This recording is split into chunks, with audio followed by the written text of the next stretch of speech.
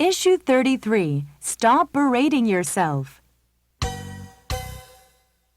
To you and the thousands of other parents who are miserable because of what you have done to your children, I say this: stop berating yourselves. You did the best you could with the tools at hand. Inexperience, clay feet, the works.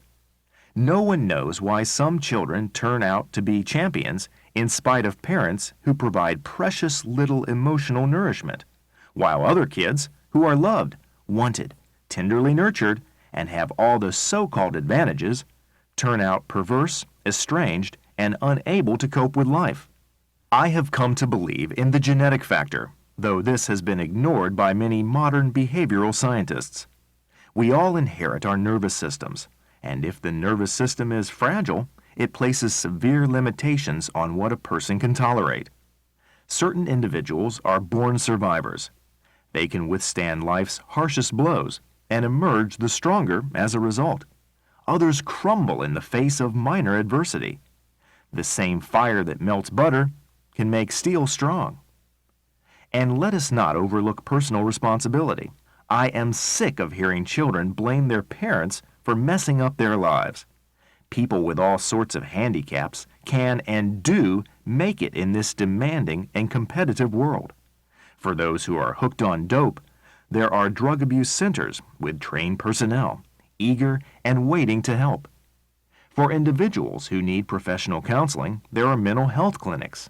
The self-help groups do a remarkable job getting people to take control of their lives, and they are free. Enough of this, "You damaged me, now take care of me" nonsense. It's a cop-out.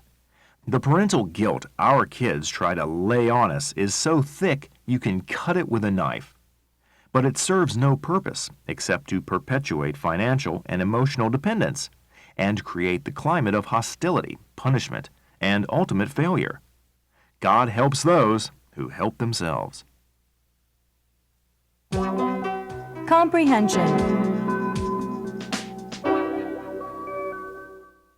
1. What determines if our children become successful or not? 2. How many psychologists believe that genetic factors are the key to character? 3. What's wrong with someone who blames his parents for his screwed-up life?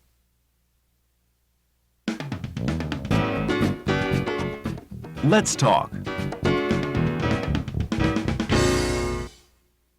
1. What is the most important factor in a successful life? 2. How do some children from poor or single-parent families manage to become successful? 3. Some children from rich families who get good educations fail dreadfully. Why? 4. How can we instill a sense of personal responsibility in our children? 5. What's your definition of a successful life? 6. How did your parents bring you up? Give examples. 7. Do your children agree with your philosophy of life? Is that good or bad?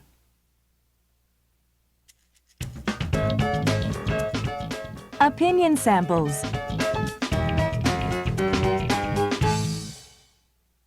1.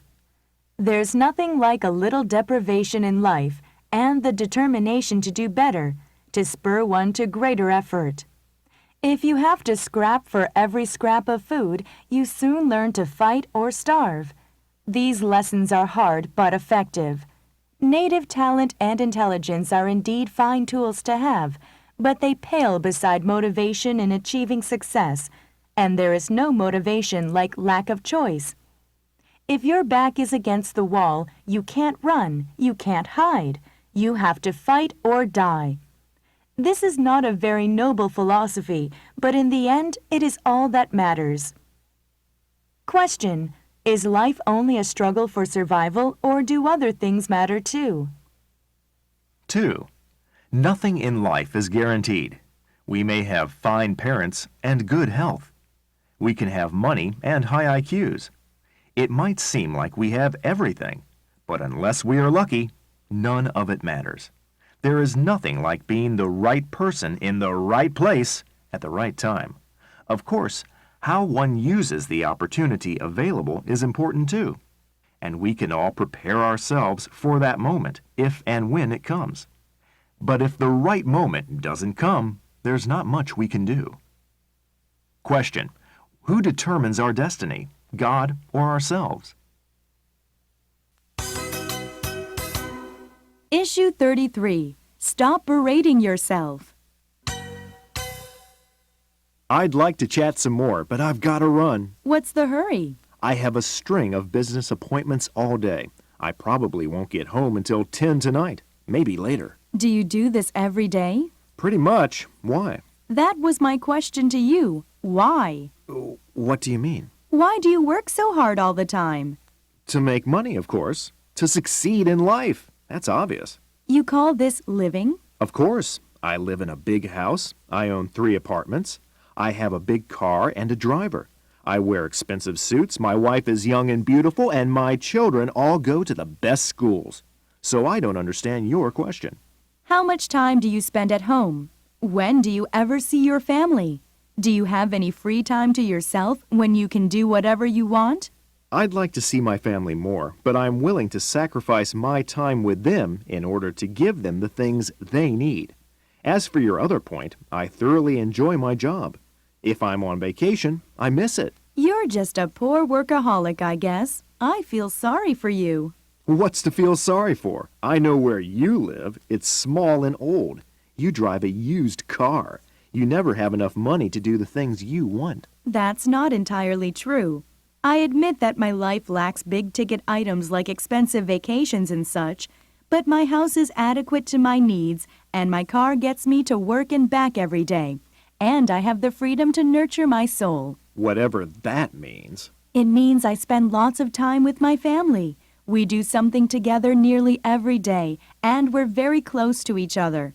And I can read or paint when I want to, or just relax and watch TV. I'm never going to be rich in material things, but I already have a rich life. You just don't know what you're missing. Neither do you.